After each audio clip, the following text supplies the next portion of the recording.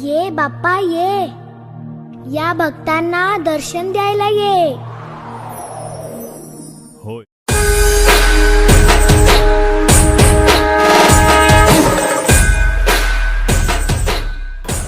आज रोज 158 कामरेज विधानसभा कार्यालय माननीय मंत्री श्री प्रफुल्लभाई पानसेरियाना ભાવથી અહીંયા ગણપતિ દાદાનું સ્થાપન કર્યું હતું। આજે એમના ગણપતિ દાદાને 56 ભોગ ધરાવવામાં આવ્યા હતા અને સાથે સાથે બહેનોએ ગરબા ગાય અને આ ઉત્સવ ઉજવ્યો છે।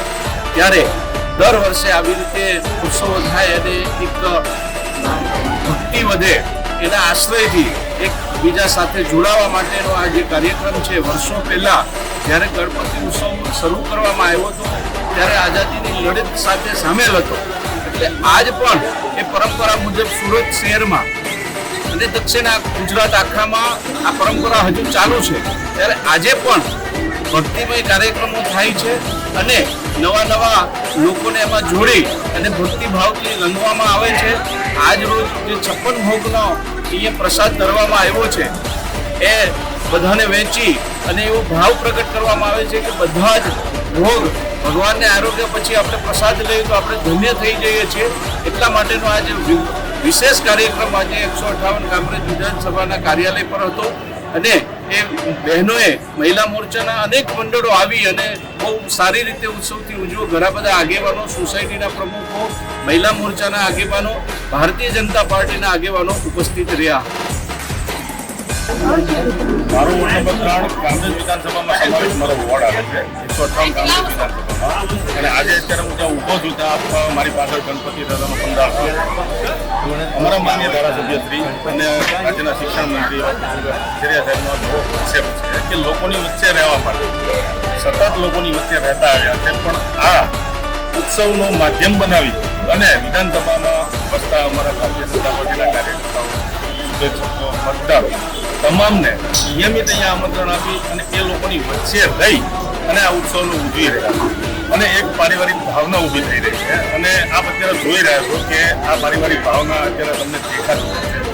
આજે 8મો દિવસ છે, પણ આજે એવું છે કે માન્ય મંત્રીશ્રીને ગાંધીનગર જવાનું થયું, આપણા માન્ય વડાપ્રધાન ગાંધીનગર આવ્યા છે એટલે અમારા મંત્રીશ્રીને ત્યાં જવું પડ્યું છે। એટલે આજે અમે સમસ્ત બધા કાર્યકર્તાઓ મળી આજે 8મો દિવસે ઉજવણી કરી છે અને 8મો દિવસ અમારા વોર્ડના તથા વિધાનસભાના મહિલા મોરચાના હવાલે। એટલે આપણે જે હમણાં બધું રેકોર્ડિંગ લીધું આપણે જોયું છે કે મહિલા મોરચો પણ કેટલો ઉત્સાહિત હતો આજે નારી શક્તિને બિરદાવવા માટે। જેમ આપણી સરકાર પ્રયત્નશીલ છે એમ જ અમારા માન્ય ધારાસભ્ય શ્રી પ્રફુલ્લભાઈ પાનસેરિયા પણ એક રાજ પ્રયત્નશીલ છે અને એ તમે હમણાં જોયું। એવી રીતે આજનો 8મો દિવસ મહિલા મોરચાના હવાલે હતો અને પારિવારિક ભાવનાથી સખત અને વ્યવસ્થિત અને ઉમંગથી આજની ઉજવણી કરી। સુરત કામરેજ 158 વિધાનસભા ખાતે આજે ગણપતિના સ્થાપના દિવસે ઘણા બધા કાર્યકર્તાઓ ભેગા થઈ અને કાર્યક્રમની ઉજવણી કરી રહ્યા છે। ત્યારે આજ રોજ કાર્યાલય ખાતે મહિલા મોરચાએ બહુ ભવ્ય કાર્યક્રમ રાખ્યો હતો, જેમાં અન્નકૂટ, મહાઆરતી અને બાદમાં રાસ ગરબાનું આયોજન કરવામાં આવ્યું હતું। ત્યારે આપણે કામરેજ વિધાનસભા અને તેમાં પણ SMCનો વોર્ડ નંબર 3ના જે ઉમેદવાર છે ભાવનાબેન, તેમની સાથે વાત કરશું કે આ કાર્યક્રમમાં આજે કઈ રીતે આપણે તૈયારીઓ કરી હતી। ભાવનાબેન, આજે કેવી રીતે તૈયારીઓ કરી, શું સંદર્ભ હતો આજનો સંદર્ભ નારી શક્તિ એટલે એક પોતાનું સ્વરૂપ કહેવાય છે। નારી શક્તિ આજે અમે કરાવ્યો છે, 56 દેશના કરાવ્યા છે। ત્યાર પછી મહિલા મોરચા દ્વારા સમસ્ત નારી સન્માન એમના દ્વારા આરતીનો કાર્યક્રમ રાખ્યો હતો। ત્યાર પછી બધા બહેનોએ મળી રાસ ગરબા કર્યા।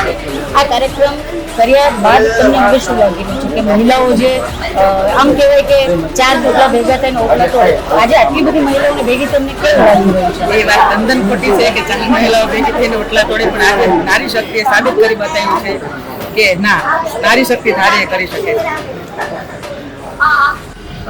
હા ભાવેશભાઈ, 158 કામરેજ વિધાનસભા માન્ય શિક્ષણ મંત્રી શ્રી પ્રફુલ્લભાઈ પાનસેરિયાની કાર્યાલય ખાતે આપણે જ્યારે ગણપતિ બાપાનું સ્થાપન એટલે કે આપણા આરાધ્ય દેવ ગણેશજીની જ્યારે સ્થાપના થઈ ત્યારે મંત્રી શ્રી પ્રફુલ્લભાઈ પાનસેરિયા સાહેબે ગણેશજીની સ્થાપના કરી અને રોજ દરેક સોસાયટીના વિસ્તારના આગેવાનો, સોસાયટીના પ્રમુખશ્રીઓ અને ભારતીય જનતા પાર્ટીના કાર્યકર્તાઓનું અહીંયા રોજે રોજ સન્માન થતું હતું।